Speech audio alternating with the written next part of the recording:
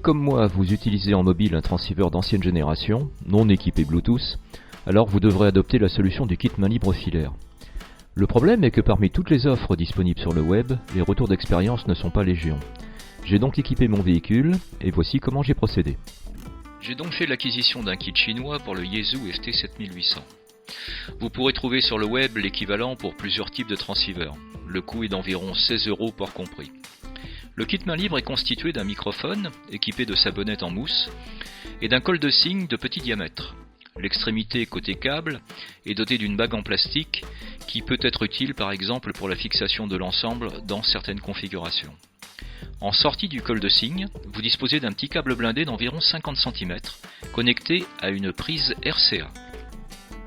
Cette prise sera raccordée ensuite à son équivalent RCA, situé sur un câble blindé du même modèle d'environ 3 mètres de long, qui est connecté à un petit boîtier intermédiaire. De ce boîtier sort un petit câble blindé d'environ 2 mètres de long, qui est raccordé à un petit bouton poussoir équipé d'une petite bande velcro.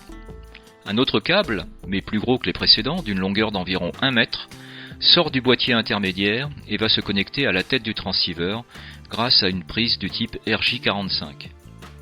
Au verso du boîtier intermédiaire, vous trouverez 2 boutons qui servent à monter et descendre les fréquences ou les mémoires sur votre Yaesu. Personnellement, je trouve ça inutile, puisque la tête de mon transceiver est à la portée de la main. Par contre, si comme moi vous cachez le boîtier intermédiaire dans la console centrale de la voiture, veillez à ce que les boutons ne soient pas pressés par mégarde. Une dizaine de colliers plastiques est également livrée avec le matériel. Vous ne trouverez aucune notice ou aucune information dans le kit. Maintenant, voyons le résultat dans le véhicule. Voilà l'installation définitive à bord du véhicule. Le micro main libre est fixé derrière le rétroviseur avec 2 colliers plastiques et un collier supplémentaire en fin de compte pour le bloquer au niveau du lanterneau. Toute l'installation est réversible, c'est-à-dire qu'on peut le démonter, ça ne laissera aucune trace au niveau du véhicule.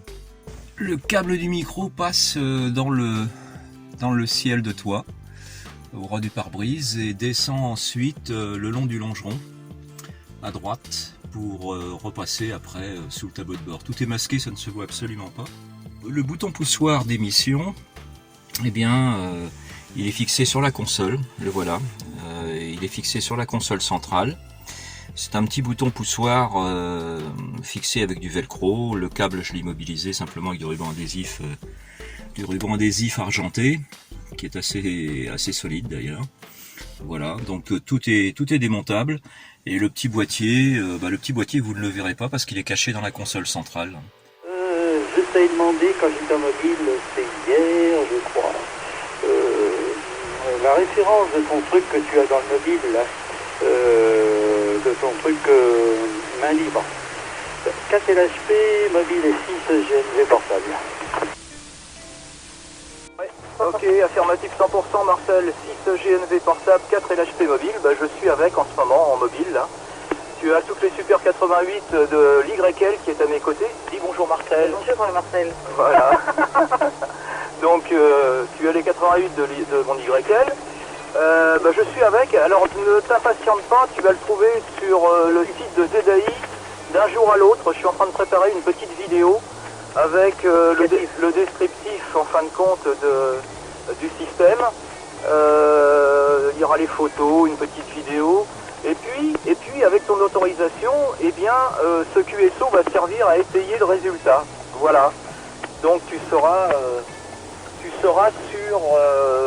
en fin de compte sur la bande audio pour le résultat, Marcel, à moins que ça te pose un problème.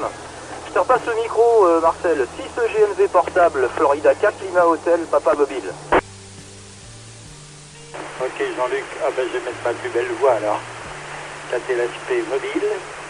Peut-être mobile ou mobile à l'arrêt, je ne sais pas. Francis, Golf November, Victoria, portable. Donc appendice de retour. Ok, oui, je vais attendre. Voici les conclusions. Le matériel livré est à la hauteur du prix fixé par le vendeur.